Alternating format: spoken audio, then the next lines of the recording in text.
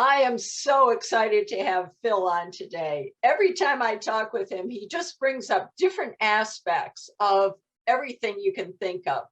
And today's subject is going to be about business and entrepreneurs. I would love to see this country have so many more entrepreneurs, but you have to have the mindset for it. So we want to kind of go through some questions and have a discussion. We would love if our viewers would comment and participate or connect with Phil or myself. So welcome, Phil. Let's dive into the first question on this. Well, I think that in your experience and in mine as well, as a consultant with a lot of people who say they want to start a business, is that is simply an idea to them. And they think that they're sold on the idea of having their own business or doing their own thing out there. But when you talk to them, very often you find that it's not really all that clear in their mind what it is exactly they want to do. In your experience, Ginny, when you've talked to people, do you often find that they aren't all that clear on exactly what they want to do, but think they are? Well, I think I have to go by my experience. In my mind, I knew that I could do it. I just had to have the right avenue. Fortunately for me, I got to be friends with the guy who ran the print shop for Ryder Truck Rental down in Miami. And Dad had been an entrepreneur, so it was nothing for me to say, hey, we can do this. We're young. We don't have any kids. What's money? I wasn't afraid of not having money. And that was the big obstacle for a lot of people. And I wasn't afraid of moving. Fast forward, we ended up in Colorado where we bought an offset printing business and just threw ourselves into it and stayed there for 24 years. That's the background. So you grew up with an entrepreneurial mindset from the very beginning. Exactly. A lot of people seem to grow up with an employee mindset first. Correct. And then that's why I want to have you on here so that you and I can talk about this and get people to start to think about different things in case they're interested in owning their own business. So as a consultant, what goes through my mind when I'm talking to somebody, they go, hey, Phil, I want to start a business and I need some help getting up and running. And it's like, so my first question is, so you think you want to run a business? Mm-hmm. What exactly put that thought in your head? And they go, oh. They don't have an answer. They don't have an answer. And well, I want time off. I don't want to work this hard. I want freedom. Yeah. So how do you think that owning your own business is going to do that for you? Because very often that's not the case. It's just a matter of who's your boss. You have different bosses, that's all. But I mean, if you're going to own a business, and you know this, if you're going to own a business, run a business, operate a business, you're going to be tied to that place. You're going to be really, as far as time off. I remember somebody said, hey, we can let so-and-so do it. She owns her own business. And the immediate retort was, I own my own business. What does that have to? She said, well, you have all that extra free time. And she goes, you mean all that time I spend in my business for free? Is that what you mean by free time? Yeah, because you do. Did you buy a job? Or did you buy a job? And it's okay to buy a job. But I think it is. I mean, that's a judgment call for you, but the person we're talking about. But the thing is that is like, look, if I'm making the same money that I was, but I can make the decisions about what I do, when I do it, and how, then I'm okay with that because that's a benefit. So it's like money isn't the only thing. It brings us back to a very, very important point is, let's say that you believe that entrepreneurial adventure is kind of where you want your life to lead you. And you think, okay, I want to be an entrepreneur. I want to be a business owner, an operator. Of course, there are business owners that are not operators. They just are money people and they are absentee owners and stuff. But that's not what we're talking about here, I don't think. We're talking about people that want to do it. And so they go into something that they want to do. You've asked their passion. Mm-hmm. And sometimes it is their passion and sometimes it's not. Sometimes it's a hobby. Or sometimes it's just what they're good at. That's another one. There are people that will go into business and they go, well, I mean, I'm not that, but I can do it. I know I can do it. And I know I can make money at it. And I know I can do it well. and then I can use what I make and my freedom to decide. I can then use that for my real passion, which is playing the guitar or hiking the Appalachian Trail or whatever it is. So that might be where their real passion is. And this is kind of the utilitarian nature of owning a business, which is a very important thing. You want to be able to really understand that there are benefits and there are costs to being in business and understanding what it is you're trying to accomplish. You asked some really good questions in some previous conversations that we had. One of which is why? That's a very big but small question. Why? Why do you want to run a business or have a business? I was listening to, do you remember a fellow named Earl Nightingale? Yes, I do. Yeah, I used to listen to him as a kid quite often. Yeah. And one of the things that he talked about was the difference between a reason and a purpose. You can say that your reason for opening a business are the things that you've already mentioned, somewhat, some freedom, some additional income, some whatever it is, all those things, that's the reason. But why that specific business? You could say, I want to be in business. Okay, well, you can do a lot of things. You can go to a franchise fair, so to speak, and you go, you go and you see like 16,000 different businesses you could possibly own. But you look at, you go, I cannot imagine my doing that. Now, the idea of messing with people's feet all day and stuff like that, no, that's not me. I'm sure I can make some money with that kind of business. Or that is a franchise? There are footwear stores and stuff like that. And, stuff like that. And there are pedicure places and stuff like that or whatever. And you look at that and you go, no, not me. Yeah. There are other things too that you could look at and say, and it's not because I am a guy particularly, but I am me and I grew up as a guy and there are some things that no, I'm not doing that. It's like, not in this lifetime, he says. Not in this life. So you look at that and you say, okay, the purpose for this particular business. Let's say that in my looking at when I decided to become a professional speaker, for example. I was asked that question. I was actually, I just gave a talk, or whatever you want to call it, a presentation. An agent came over to me and said, okay, we can sell this. And I said, okay, let's do it. And he goes, okay, but I need to know why. And I said, what? And he said, what's your purpose here? What's the underlying hook for what you do? And I didn't have an answer. I found myself kind of dumbfounded by the fact that I didn't have an answer for that. But I did eventually come to a conclusion that what I wanted to do more than anything is to help other people help themselves. Now, Phil, I have to add, I've been on LinkedIn now for about 3 years. I ask people who have gotten promotion or a new role, and I ask them if they're excited. And the majority of people end up coming back and saying yes. And then they expand that it's because they feel that they can help people. I think that is huge in our society. Yeah, there are many ways that you can help people too. Let's talk about the feet. Oh, yeah. Sure. You can help a lot of people with the foot thing. There are other ways to do that, and I would choose a different way. but that's it's like, so there's got to be more to it than just I want to help other people. Because if that were it, I'll tell you a little story. I was, when I was like 23, I guess, I walked into a place, for an interview. And so the guy says, so Phil, why us? Why are we so blessed to have you want to work here?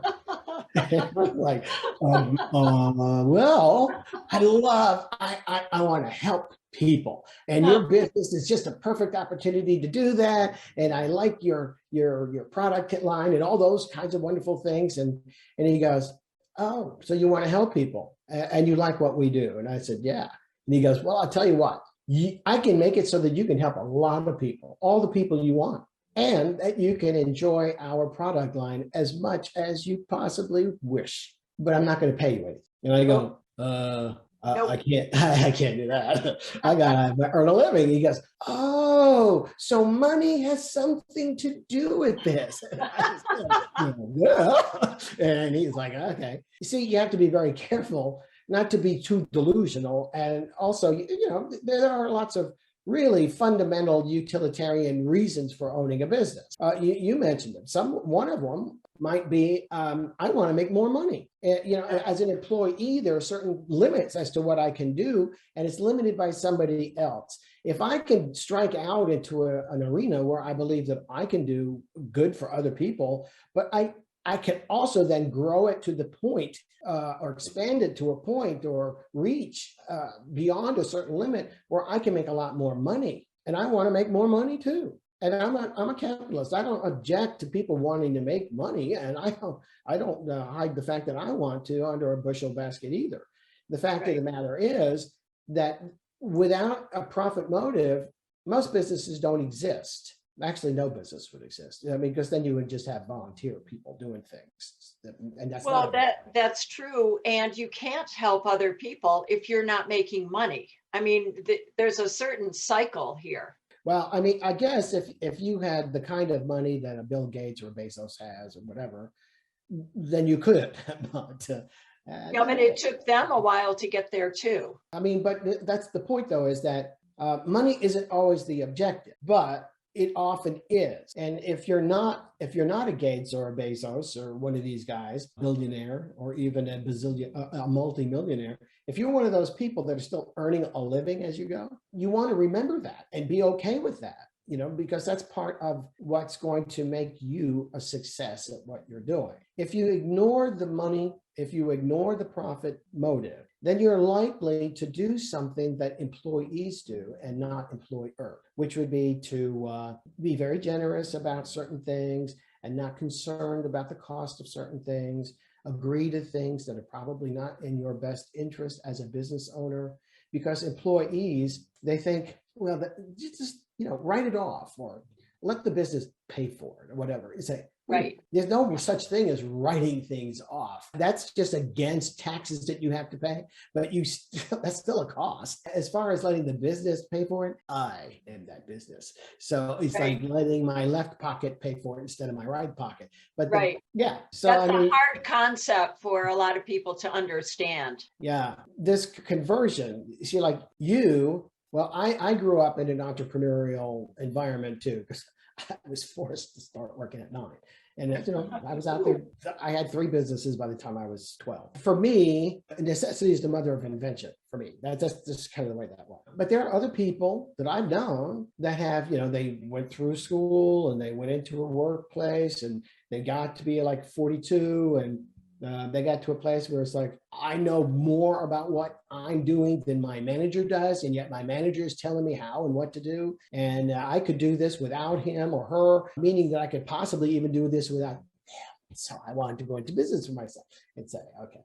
So when you make that leap, one of the things is that we just talked about is that you have to make the entrepreneurial leap too. The mindset going from employee with this huge company that can absorb all kinds of expenses that you don't even think about. Yeah, so I'll just take this home. Or yeah, so I broke it. Oh, gee, you need to fix my desk or whatever it is. It's like, okay, in your store, in your business, if you got to fix the desk, that's your expense. That comes off of what you take home bottom line. And so that whole concept of decision making and everything that comes from the purpose. I don't know about you, but I have dealt with companies that have these little retreats, and they'll say something like, Phil, we want you to go on this retreat and help lead the retreat, because what we want to do is we want to create a vision.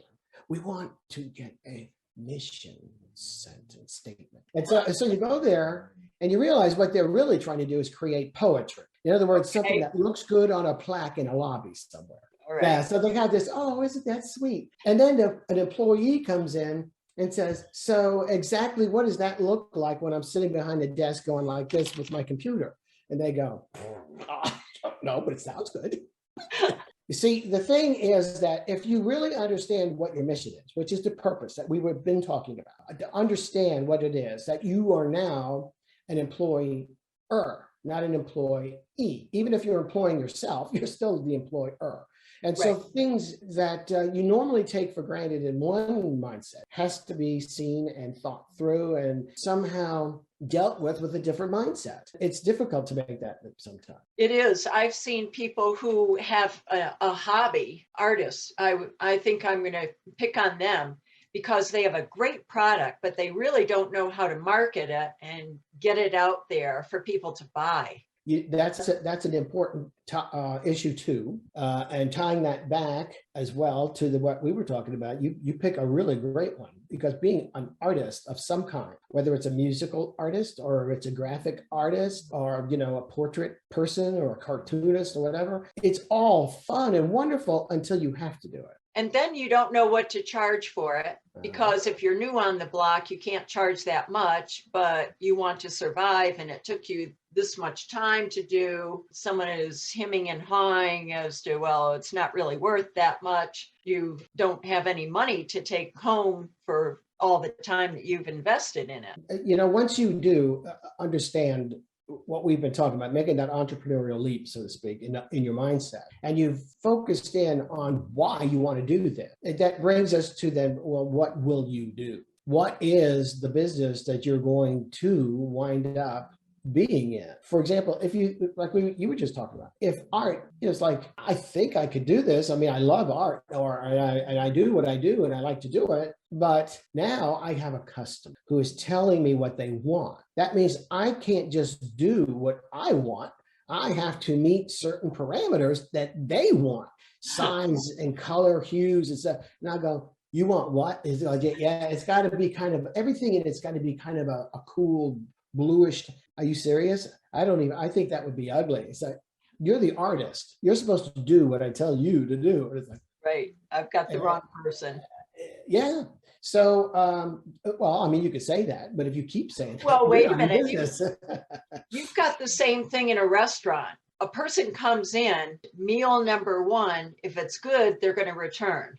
If it's not good, that is going to be told to a lot of people. And that's going to be a tough business to get off the ground. But you've spent all this money ahead of time to open the doors, get everything in place. You've dealt with the city and the state with all the taxes, all that stuff. That is another type of business that I can't quite grasp, because I don't understand the food, the expiration. There are way too many things. I spent an awful lot of time knowing that I wanted to get into business, and every single business that I went into, I always looked around and said, okay, how many employees? Are the employees happy? What does it take to run something like this? Are they working on the weekends, or are they only working 5 days a week? What is my ideal type of business that I want to own? I look at accounting and I go, that never ends. I cannot handle something like that. And I think that's why I loved printing, is because a person would come in, they would come in with a business idea.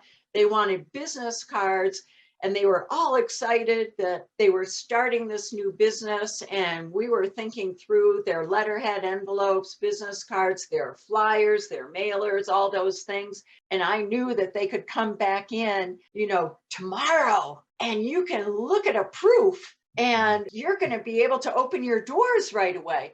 And watching the different people take their ideas, either examine their business card and hem and haw about that, gave me an idea about if they really understood the background of running a business and where their focus was. Did they want this turned around quickly so that they could open the doors and get out there and do the networking, everything that it takes? That was kind of where my mind was. And that's why I was so excited about printing, as I mentioned, because I saw instant gratification to the customer. Of course, it's all changed now, but that was the excitement back when we were in it. Okay, so that was one of your purposes. That was something that was motivating you to move forward. Right. And then, but you do, as you've just mentioned, you do have to face the nuts and bolts of making it sustainable, which is the accounting. Many years ago, I was a pharmaceutical rep, and I used to talk to doctors. I cannot tell you how many physicians I spoke to that would say, I doctor. That's what I do. I'm the doctor here. I do the doctor. I have no idea what happens out there. I hire people that know how to do that because I don't, as far as keeping track of the books and, making sure everybody pays and all that stuff. So if you ask me how I'm doing, I don't know. I get a sheet at the end of the year and I get paid as I go. And so I really don't. It's like, okay, but you see now the nature of your business is going to define exactly what part you play in it. So setting up your borders, boundaries, so that you get clear, you don't have to be everything. Yeah, my job was to talk to the doctor about what he was going to prescribe to his clientele. As far as what happened out there are other guys that would come in and talk to the office manager and stuff like that. The doctor wouldn't even know about it. And that was okay with him or her. They were fine not to know about it. And the people out front didn't want to know anything about what I was talking to that person. So this was like a division of labor. So when you think in terms of what business do I want to be in, you also think as part of that is what are the structural necessities for making that happen and sustainable over a period of time. Now, am I going to be, like you said, you don't have to be everything. Well, if you're a one-man thing, I mean, if you're a one-person business, then you are everything. But the thing is, if you're going to do certain kinds of work, it's like, do I really want to be my own sales rep? Well, the answer might be yes, but the answer might be no. The nature of the business is such that it's kind of smarmy, a little bit icky if I am the sales rep and the service provider. It'd be kind of weird for a doctor to get on the line and say, hey, I saw you walking down the street with a limp this morning and asked me your neighbors, your name and phone number. I thought maybe you might come in, we can, fix it up. It was like, wow, I don't know. But you don't mind hearing about somebody on the radio, talking about this practice or whatever. So there are things that you might want to divvy up as far as a division of labor goes. So, that's part of it too. Are you going to be a one-man show? Are you going to be, a 5-person entity? Or you're going to be a 100-person entity? Are you making things that requires a lot of equipment? You're talking about restaurant. I know a lot of cooks. I was in the restaurant business for 7 years. I know, and I thought about opening. Right, I forgot. Yeah. And I thought about opening one. But you see, here's the thing. A lot of cooks want to be restaurateur, but they don't realize what it takes beyond the kitchen to keep a restaurant going. There's an awful lot of moving parts in a restaurant, and it is an ongoing, never-ending confluence. If you can think of like 6 rivers all coming into one spot and then turning into some kind of huge, this is the thing. And so you look at this and you need to be careful about understanding what your purpose is and what kind of line of work is going to allow you to be able to tap into those things that are driving you to begin with. Otherwise, what'll happen is 6 months in, you'll go, I hate this. But you can't sell it. Most people think you can sell a business, and in most cases, it depends. If you've got a huge manufacturing plant with a lot of hard assets and an ongoing group of tens of thousands of customers out there, you could sell that. But if you're in a service business or a small business that's basically taking what other people make and then selling it, you don't really have anything to sell. So at this point, it's like it's me or nothing, and so you have to really be concerned about the underpinnings of it and your understanding of what it is it's going to take. It can be daunting. So that gets back to the why. In your experience, what do people tell you is their reason for it? Well, mostly it's been that people want to help other people. They also see that it's something that they enjoy. And sometimes people actually look at their background. Oh, well, I've been doing IT for years. Just as you said, I've done it for a company, and there's no reason why I can't branch out and do it myself, because that way I'm in control of my time. I can build my own business. I have my freedom, that sort of stuff. Which is different from what my experience has been. Oh, really? Yeah. You see, if you have somebody that grew up in an entrepreneurial household, that is to say, either their parents owned businesses or were professional people that owned a practice of some sort, which is a business. And so you get to the point where it's a matter of what. It's not a question of if anymore. I mean, that's just, you're raised to think this way. However, most of the time, those people are not asking me for help. Most of the time, what I'm hearing from is somebody that was an employee over a period of time and now they're striking out and they're becoming, and they want to be a business owner. So for me, what I hear very often is, I'm sick to death of where I work. I'm sick to death Oh, of the okay. people I have to work with. Right, I'm because they're tired. in the corporate world. You're right. Yeah. Well, sometimes it is, and sometimes it's a family-run business. It's like I'm constantly running up against the brother-in-law. I'm constantly running up against this and this and this. This person's making all the decisions, and it's just like King Tut, and I got to do everything that person says, and that's just all there is to it. And I'm tired of it. I'm tired of being told where to go, what to do, how much I can make. Putting up with people that I don't want to put up with and stuff like that. And so what they want to do is they want to somehow extricate themselves from that clutch. You are so right. As you say that, I can actually think of people in every one of those situations where things like that have happened. I was actually in my psychology office. I had a physician. He looked at me and he said, "I really admire you." And I'm about 40 years old or something like that. And this guy is not much older than I am. He's probably 42, 43, something like that. And he says, I admire you.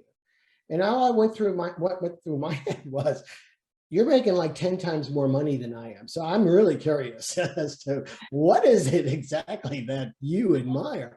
And I said, why is that? And he said, because you're your own person. He said, you come and go and choose who you're going to deal with and who you don't deal with. And I can't do that. If a person walks through my doors, that's it. I deal with it. And if I don't like them, it doesn't matter. I have to look like I like them and take care of them anyway. And I can't really take time off. I can't really do X. I really can't do Y. I've got 2 houses. I got 3 cars. I've got all kinds of this, and I can't enjoy any of it because I'm working 75 hours a week, and I can't not. And I didn't really think too much about that. But he said, but I would love, because what he was trapped by the clutch of his own entity. That's a good point. What happens to some people, I've actually seen it where they think they're making a lot of money, but their expenses are higher than their income. And so it looks as though they're doing well, but when you get behind closed doors, you find out that they've taken on way too much, maybe a bigger house.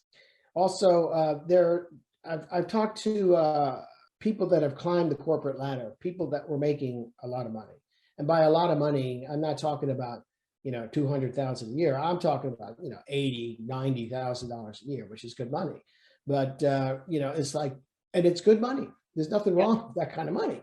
And they looked at me, and there was this other guy. He was a vice president of something or other. He was making about 110.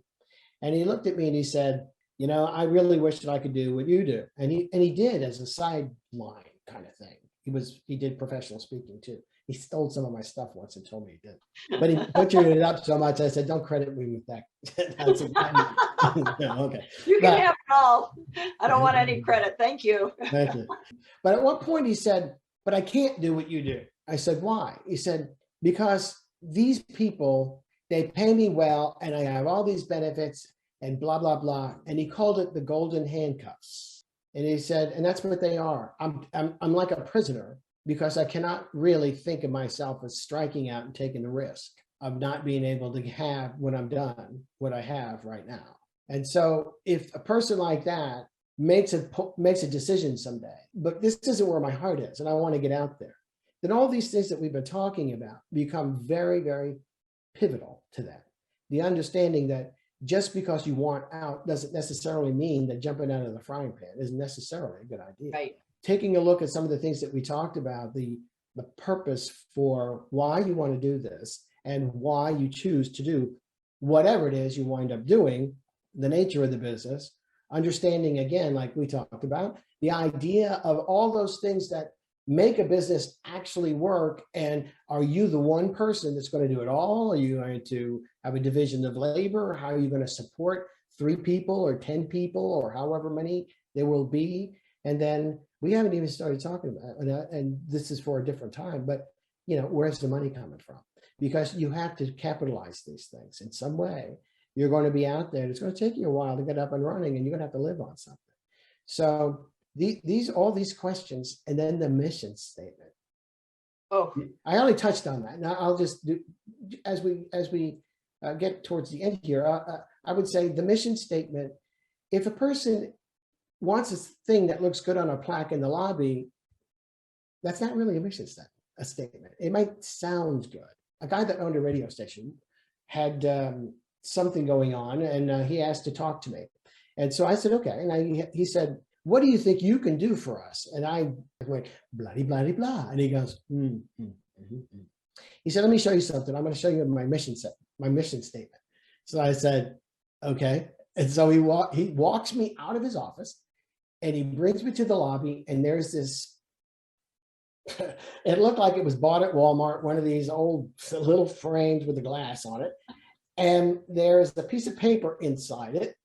It looks like a strip, like something from a large version of a fortune cookie kind of thing. And it said, our mission is to make money.